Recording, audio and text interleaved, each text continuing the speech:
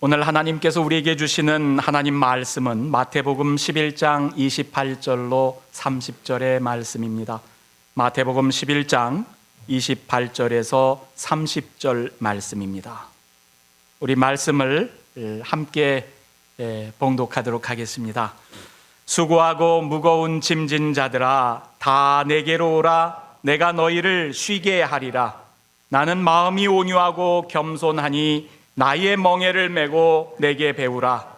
그리하면 너희 마음이 쉼을 얻으리니 이는 내 멍에는 쉽고 내 짐은 가벼움이라 하시니라. 아멘. 기도하겠습니다. 살아계신 하나님의 영이시여, 이 시간 우리들 가운데 임재하여 주시옵소서. 주의 말씀을 전하는 종의 입술을 주장하셔서 온전히 하나님의 말씀이 선포되게 하시옵고, 말씀을 듣는 저희의 귀와 마음을 열어주셔서 주의 말씀을 새기고 그 말씀 따라 살아가게 하여 주시옵소서. 예수님 이름으로 기도드리옵나이다. 아멘.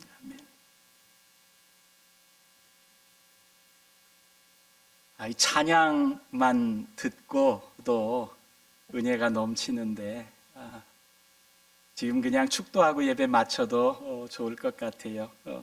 그래도 오늘 주시는 말씀 같이 나누는 가운데 찬양으로 받은 은혜가 더 풍성해질 수 있기를 바랍니다. 오늘 우리가 함께 읽은 말씀이죠. 수고하고 무거운 짐진 자들아 다 내게로 오라. 내가 너희를 쉬게 하리라. 나는 마음이 온유하고 겸손하니 나의 멍에를 메고 내게 배우라. 그리하면 너희 마음이 쉼을 얻으리니 이는 내 멍에는 쉽고 내 짐은 가벼움이라 하시니라. 여러분, 이 말씀은 4개의 복음서 가운데 마태복음에만 나오는 구절입니다. 근데 여러분 많이 듣고 또 귀에 익숙한 말씀이죠. 예수님이 꼭 저와 여러분들을 이렇게 부르는 것 같아요. 야, 수고하고 무거운 짐진 너희들아, 다 내게로 와라. 내가 너희를 쉬게 해줄게. 그러면서 하시는 말씀이 조금 말씀을 읽어가는 가운데 낯설게 느껴지는 부분인데, 낯설다기보다는 말씀이 앞뒤가 안 맞는 것 같기도 하고 어폐가 있는 것 같은, 내가 너를 쉬게 해줄게. 그리고 하시는 말씀이 내 멍에를 메고 나한테 배워. 그래요. 여러분, 멍에라는 말, 멍에를 진다, 멍에를 맨다, 이게 짐을 진다는 의미 아닙니까? 쉬게 한다라는 말하고는 사실 상반되는 개념이죠. 내가 너희를 쉬게 해줄게. 그러면 뒤따르는 말씀으로 적합하다고 여길 수 있는, 너희 멍에를 내가 벗겨줄게. 너희 멍에를 내가 깨뜨려줄게. 그래야지 자연스러울 것 같은데, 야, 내가 너희를 쉬게 해줄게. 그리고 하시는 말씀이 내 멍에를 져. 그렇게 말씀해요. 여러분, 성경에는 멍에라는 단어가 종종 나옵니다. 제가 살펴보니까 68차례 멍에라는 말이 나오는데, 이 멍에라는 말이 등장할 때마다 실제 우리가 사용하는 멍에, 쉬게 한다는 말의 의미로 사용됩니다. 지고 있는 짐을 벗겨줄게, 너 그 힘든 노역에서 해방시켜줄게, 그런 의미로 사용되지, 하나님께서 멍에를 진 백성들을 그곳에서 벗겨주셨다, 이런 의미로 사용되지, 멍에를 지웠다, 이런 의미로 쓰이지는 않아요. 쉬게 해준다, 하나님께서 이 노역에서 해방시켜 주신다. 근데 그런 맥락의 의미하고는 조금 와닿지 않잖아요. 여러분, 늘 들어오던 말씀이라 익숙하게 들을지 모르지만, 저는 이 말씀을 다시금 곱씹어 가면서 왜 멍에를 짊어지라고 하지? 쉬게 해준다고 했는데 말이죠. 이게 많이 이렇게 속에서 물음표로 왔었어요. 여러분, 멍에가 뭡니까? 이 그림 김홍도 씨의 논가리라고 하는 그림이죠. 근데 여기 보면 소 2마리가 멍에를 같이 메고 쟁기를 끌고 있는 그런 모습이 나오잖아요. 멍에는 실제로 소나 말의 어깨에 씌워서 쟁기를 뒤에 달아 끌기 위해 나무로 만든 기구지요. 이게 실제 멍에고요. 그런데 그 멍에라는 말을 우리가 비유적인 표현으로 사용하죠. 그래서 쉽게 벗어날 수 없는 구속, 그리고 억압을 비유적으로 이르는 말이 멍에이기도 합니다. 그럼 박경리 씨의 토지에 보면 멍에를 이렇게 사용하기도 합니다. 그의 출생의 멍에는 무겁고도 가혹한 것이었다. 여러분, 토지의 주인공으로 등장하는 청년이 여러분 노비 출신으로 이렇게 태어나잖아요. 그 출생의 멍에라는 것으로 이 작가가 이렇게 표현을 해요. 성경에도 말씀드린 것처럼 명예가 이렇게 쓰입니다. 68차례 멍에라는 말이 등장하는데 그 가운데 몇 차례만 직접 가축의 멍에를 가리켜요. 예를 들어서 아직 멍에를 지지 않은 송아지를 잡아다가 제사를 드려라. 이렇게 했을 때는 실제 이 소가 끄는 멍에를 의미하는 거죠. 그런데 대부분은 벗어나기 어려운 구속이나 억압의 비유적인 표현으로 사용됩니다. 여러분, 다음 구절들이 바로 성경에서 그렇게 쓰인 멍에의 용례들이에요. 열왕기상에 보면 왕의 아버지가 우리의 멍에를 무겁게 하였으나 왕은 이제 왕의 아버지가 우리에게 시킨 고역과 매운 무거운 멍에를 가볍게 하소서. 그리하시면 우리가 왕을 섬기겠나이다. 여러분, 이스라엘의 두 번째 왕이었던 솔로몬이 죽고 나서 그의 아들 르호보암이 왕위를 이을 때 이스라엘 백성들이 왕에게 찾아와서 간구했던 구절입니다. 그때 르호보암이 우리의 멍에를 가볍게 해주세요 하고서 이야기하는 백성들의 그 청원을 듣고 나서 그의 젊은 보좌진들의 조언을 받아서 뭐라고 대답했습니까? 아래에 있는 구절이 그 대답한 구절이요. 내 아버지는 너희의 멍에를 무겁게 하였으나 나는 너희의 멍에를 더욱 무겁게 할지라. 내 아버지는 채찍으로 너희를 징계하였으나 나는 전갈 채찍으로 너희를 징치하리라. 그러지요.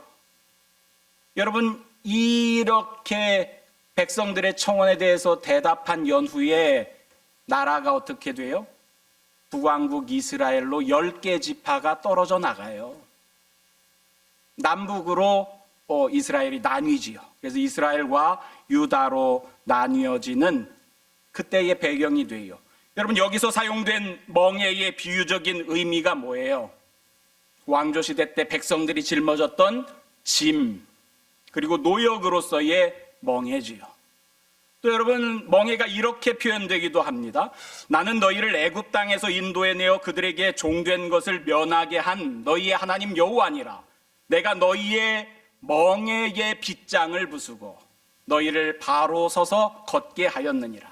레위기에 나오는 말씀이지요. 여러분, 출애굽 사건을 돌이켜서 보면서 하나님께서 모세를 통해 백성들에게 해주신 말씀이에요. 이스라엘 백성들에게 전하라고 시내산에서 모세에게 주셨던 말씀들 가운데 일부입니다. 그때 하나님께서 뭐래요? 내가 너희를 애굽 땅에서 인도해낸 여호와다.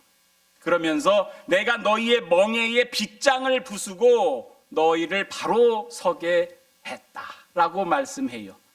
여러분, 애굽 땅 종살이 하던 그 상태를 이 멍에의 빗장을 맨 것으로 묘사하고 있어요.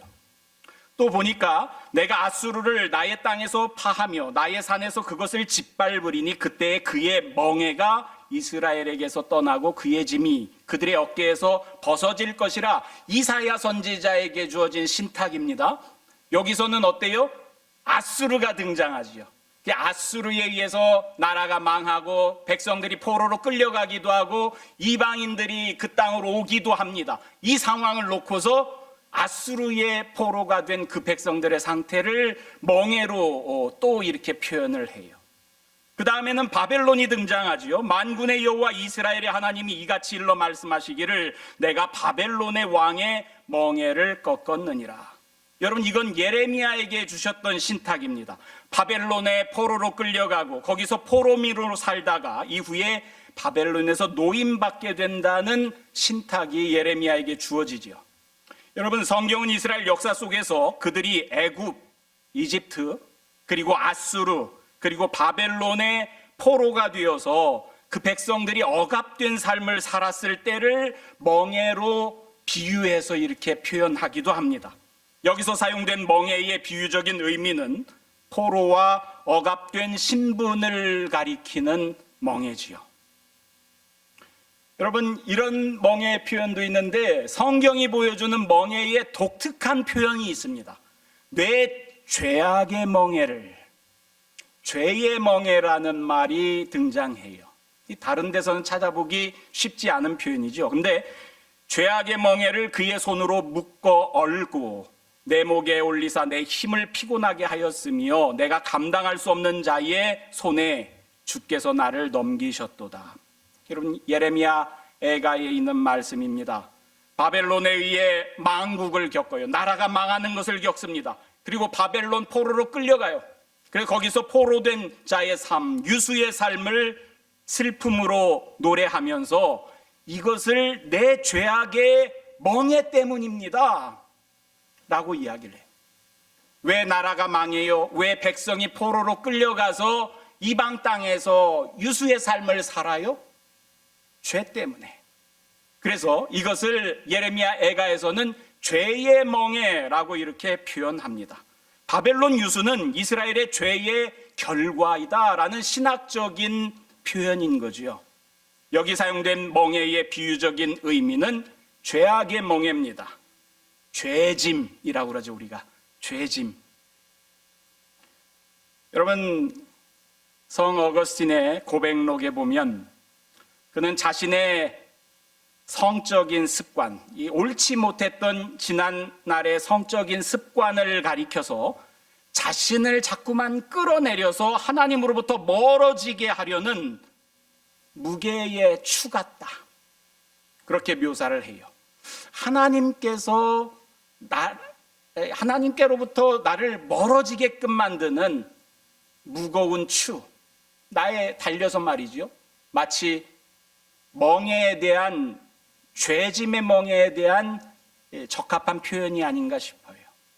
여러분, 우리가 짊어지고 있는 죄의 무게는 자꾸만 우리를 끌어내려서 하나님께로부터 우리를 멀어지게끔 만들려는 그런 습성을 가지고 있어요. 여러분, 그와 같이 이 성경에서는 멍에에 대한 또 하나의 표현으로 죄악의 멍에, 이런 표현을 사용하기도 합니다. 여러분도 이런 멍에를 메고 있지는 않습니까? 오늘날 더 이상 왕조는 없지요. 왕조의 노역이 지우는 멍에는 없을지라도, 또 오늘날 작금의 제국이 지우는 억압의 멍에는 없을지라도, 그러나 다른 의미의 멍에를 저와 여러분 모두 각자의 삶에서 이렇게 지고 있지 않습니까? 여러분 모두 삶에 무게가 있고 그 무게를 짐처럼 이렇게 짊어지고 허덕이고 있진 않습니까? 우리가 속한 사회와 국가, 그리고 체제가 안겨주는 멍에도 있겠고요. 개개인이 각자의 삶에서 다르게 짊어지고 있는 멍에도 있을 거예요. 부양할 가족이나 처한 형편도 내 멍에일 수 있겠고요. 직업적인 일이 내 멍에일 수도 있을 겁니다. 또 지난날의 내 삶의 자취가, 내 삶의 족적이 여러분 멍에로 있을 수도 있을 거예요. 우리들 중 누구도 멍에를 매지 않은 사람이 없습니다. 지고 있는 짐이 없는 사람 아무도 없어요. 다 각기 다른 의미의 멍에를, 다른 의미의 짐을 지고 있어요. 그런 상황 속에서 오늘 말씀 속에서 예수님은 그런 멍에를 짊어진 우리 인생들을 부르십니다. 뭐라고 불러요? 수고하고 무거운 짐진 자들아. 여러분들을 향해서 인생의 무게를 짊어지고 있는 자야, 긍휼히 여기는 마음으로 그렇게 불러요. 수고하고 무거운 짐진 자들아, 다 내게로 오라. 여러분, 예수님의 초대를 받은 사람들, 구체적으로 누구겠습니까? 일상의 삶 속에서 지치고 쇠잔해진 사람들이요, 또 특별히 죄의 짐에 짓눌린 사람들일 수도 있지요. 어쩌면 마태복음이 계속해서 예수님의 대적자로 등장시키는 서기관과 바리새인이 만든 그 강요하는 율법의 짐에 눌렸던 2000년 전에 그 당시 예수와 함께 살았던 백성들일 수도 있겠고, 오늘날 다른 맥락에서 여러분 여전히 종교적인 권위나 무엇에 짓눌려서, 오늘날 이데올로기에 짓눌려서, 아니면 여러분 자본주의 경제적인 가치가 주는 무게에 짓눌려서 살아가는 사람들일 수도 있을 거예요. 여러분, 어찌되었든 삶의 어두운 구석에서 육체적으로 정신적으로 고통을 받고 있는 이 땅에 우리네 모든 사람들, 그 사람들을 예수님께서 지금 부르고 있어요. 내게로 오라. 수고하고 무거운 짐진 자들아, 내가 너희를 쉬게 하리라. 여러분, 신화 속의 시지프스처럼 여러분 우리는 계속해서 자기의 멍에를 짊어지고 여러분 끊임없는 인생의 길을 가고 있는지 몰라요. 언덕 위에 바위 덩어리를 밀어 올리고 올려서 기껏 정상에 달하면 다시금 그 바위 덩어리가 내려와서 또다시 그것을 올리는 삶을 끊이지 않고 지속해 가야 하는 시지프스처럼 우리들도 이 땅에서 인생이 다하는 그 순간까지 여러분 계속해서 인생의 수고와 무거운 짐을 짊어지고 나아가는 존재 아니겠습니까? 그런 인생에 쉼을 줄 수 있는 분이 누가 있어요? 여러분의 인생의 반려자 곁에서 힘들면 한번 이렇게 안아주고 보듬어주고 도닥여줄 뿐이지, 여러분 영원한 안식의 쉼을 반려자가 줄 수 있어요?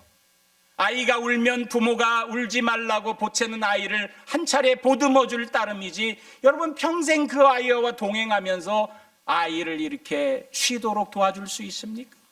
우리 인생에서 누가 우리에게 참된 안식과 영원한 안식, 우리 마음의 쉼을 가져다 줄 수 있습니까? 성경은 예수 그리스도를 그분으로 우리에게 일러주고 있어요. 우리 인생에 참된 쉼을 주실 수 있는 분, 바로 예수 그리스도라고 일러줍니다. 그분께서 수고하고 무거운 짐진 자들아, 다 내게로 와서 쉬어라. 여러분, 예수님께서 주시는 쉼은 어떻게 우리에게 주어질 수 있습니까? 내가 너희를 쉬게 하리라 하고서 예수님이 뭐라고 그래요? 나의 멍에를 메고 내게 배우라 그래요. 내게로 오라. 그래서 내 멍에를 메라. 그리고 나에게 배우라. 여러분, 앞서 우리가 이야기할 때 아니 쉬게 해주신다면서 무슨 멍에를 다시 메라고 하십니까? 이게 앞뒤가 안 맞는 것 같습니다 라고 우리가 생각하겠지만, 예수님은 그게 우리가 쉴 수 있는 방안이라고 일러주시는 거예요. 어떻게 우리가 쉴 수 있냐? 내 멍에를 매. 이게 무슨 말일까요? 아니 지금 짊어지고 있는 인생의 멍에도 힘겨운데 말이지, 예수님께서 우리를 쉬게 해주신다면서 우리에게 이제 당신의 멍에까지 매라고, 내 멍에를 매라, 그렇게 말씀하세요. 여러분, 이게 멍에를 이렇게 그려 놓은 거죠. 우리가 익숙하게 봐왔던 멍에는 한국에서는 주로 소 한 마리에 짊어지는 멍에지요. 여러분, 그걸 호리, 소를 셀 때 한 마리 한 마리 셀 때는 호리라고 그러고, 두 마리씩 소를 쌍으로 이렇게 셀 때는 결이라고 그래요. 그래서 결이소에게 짊어지게끔 하는 멍에는 이렇게 생겼어요.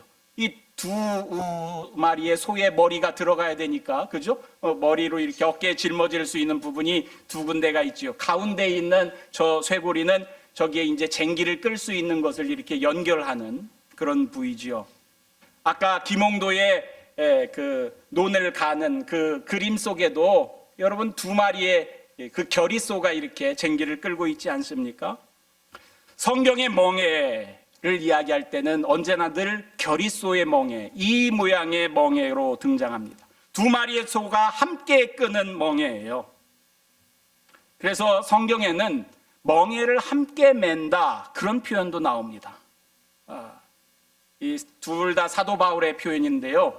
너희는 믿지 않는 자와 멍에를 함께 매지 말라. 이 비유적인 표현이지요. 의와 불법이 어찌 함께하며 빛과 어둠이 어찌 사귀며. 이 옛사람의 습성을 버리지 못하고 어둠 속에 사는 자들과 함께 너희들이 이를 도모하지 말라 그런 이야기죠. 멍에를 함께 매지 말라. 또 바울이 자신의 선교 사역 가운데 동역했던 이들을 가리킬 때 나와 멍에를 같이 한 너에게 구하노니 복음에 나와 함께 있었던 저 여인들을 도우라. 빌립보서에서는 자기와 동역했던 이들을 가리킬 때 나와 멍에를 같이 한 사람 그렇게 표현을 해요. 여러분 멍에는 성경에서 이 멍에가 등장할 때는 늘 두 마리의 소가 지는 멍에, 누군가가 함께 짊어지는 멍에. 여러분 이것을 우리가 염두에 두고서 읽어야 됩니다. 이 멍에, 영어로는 멍에가 요크입니다. 요크인데 여러분 이 요크의 어원이 되는 말이 재미있게도 요가의 어원이 되는 말과 같아요.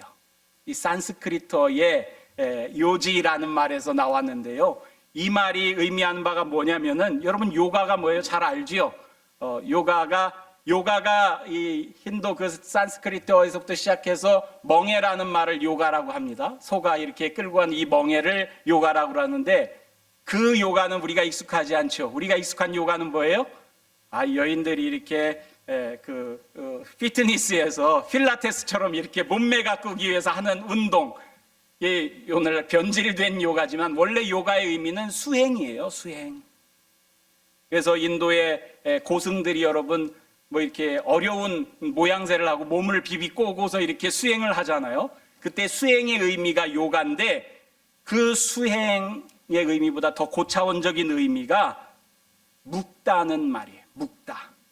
두 마리의 소를 하나로 묶어주는 역할을 이 멍에가 하잖아요. 이 요가라는 말도, 요크라는 말도 어원에서 묶다라는 표현이 있어요. 여러분 불교에 대해서 뭐 저도 그렇고 여러분들도 잘 알지 못하지만 버마이려라는 말이 있어요. 버마면은 큰 자하고 아는 작은 자입니다. 쉽게 그들 용어로 하면은 부처와 나를 묶는 거예요. 내 속에 작은 자와 그리고 이 땅에 큰 자, 우리식으로 표현하면 하나님 같은 존재죠. 나와 하나님을 묶어 놓는 것, 그것이 요가라는 말이에요. 근데 가만히 보면 성경에서도 그런 의미가 사용돼요. 둘을 묶어요. 이 멍에로 말이죠. 예수님께서 우리를 쉬게 하겠다 하시면서 나의 멍에를 먹고 내게서 배우라 그러는데 두 마리의 소가 한 멍에로 묶이는 거지요.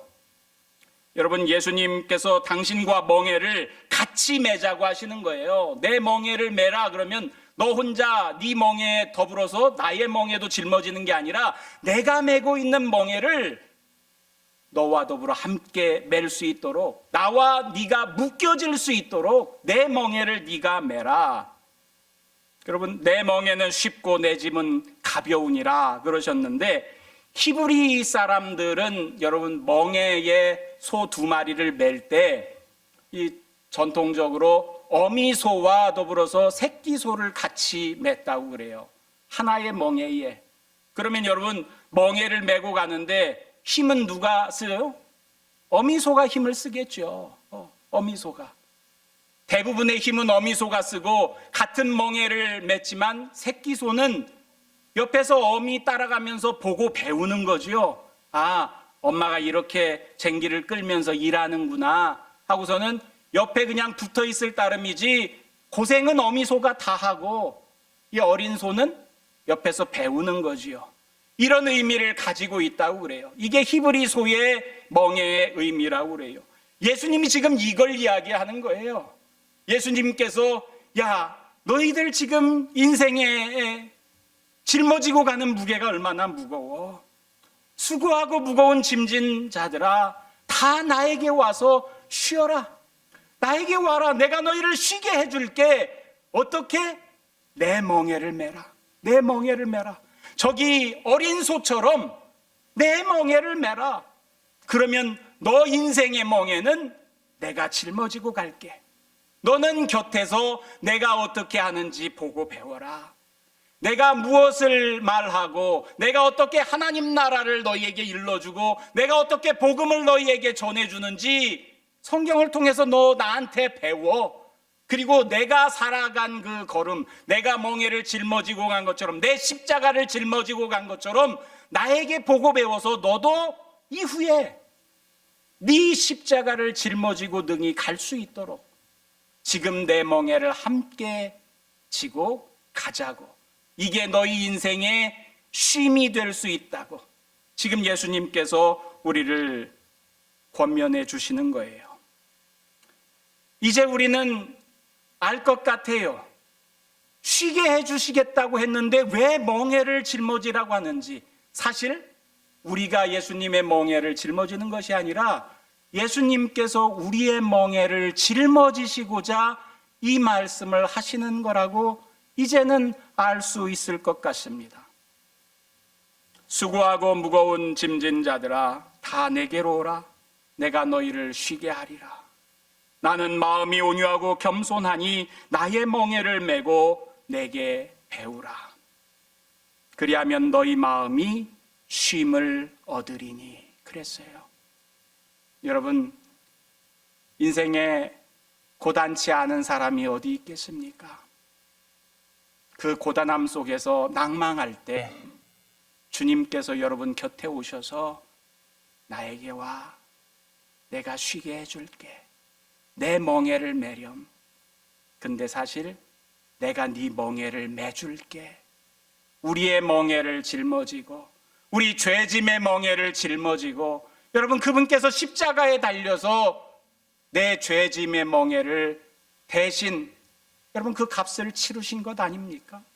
그리고 우리에게 당신을 따른다는 이유로 당신을 믿는다는 이유 하나만으로 우리로 하여금 영원한 안식을 얻게 하시고 영생을 누리게 하시고 하나님의 자녀가 되게 하시고 그분 안에서 살아갈 수 있도록 이끌어 주시지 않습니까? 여러분 인생 가운데 고단한 날이 있을지라도 내 곁에 주님이 함께 계셔 나와 함께 내 멍에를 짊어지고 계셔 그분께서 내 멍에 값을 위하여 나보다 더 수고하고 계셔 나에게 곁에서 붙어 있기를 바라셔. 여러분 그 마음 주님의 마음 잊지 않고 그것으로 인해서 용기를 얻는 우리 공동체의 모든 성도들 될 수 있기를 주님의 이름으로 축원합니다. 하나님 감사합니다. 우리 인생에 짊어진 무게가 크고 그 무게에 짓눌려서 신음할 때가 많습니다. 내가 짊어진 멍에가 왜 이렇게 힘드냐고 주님께 한탄했을 때도 많았습니다. 주님 그런 우리를 홀로 버려두지 아니하시고 우리에게 오셔서 우리를 쉬게 하시겠다고 우리의 멍에를 대신 짊어지시겠다고 함께 짊어지자고 하시는 주님의 말씀에 위로를 받습니다. 주님 그런 주님과 더불어 함께하게 하시옵소서. 이 사순절 기간 주님 곁에서 주님과 더불어 함께 멍에를 메고 주님께 배우는 저희 모두가 되게 하여 주시옵소서. 감사드리며 예수님 이름으로 기원하옵나이다. 아멘.